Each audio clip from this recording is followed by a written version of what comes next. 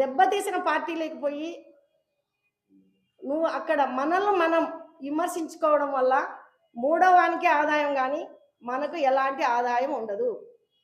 కాంగ్రెస్ పార్టీలో పిసిసి అధ్యక్షురాలుగా నువ్వు వచ్చావు, ఒక్క సీటు గెలుచుకో ఆంధ్ర రాష్ట్రంలో.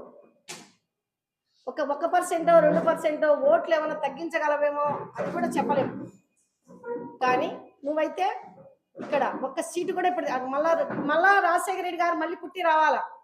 రాజశేఖర రెడ్డి గారి నువ్వు చేసిన పనులకి రాజశేఖర రెడ్డి గారి ఆత్మ క్షోభిస్తుంది. ఆమెను తృప్తిగా ఉండాలంటే ఈ రాష్ట్ర ప్రజలు బాగుండాలి, వైఎస్ కుటుంబం బాగుండాలి.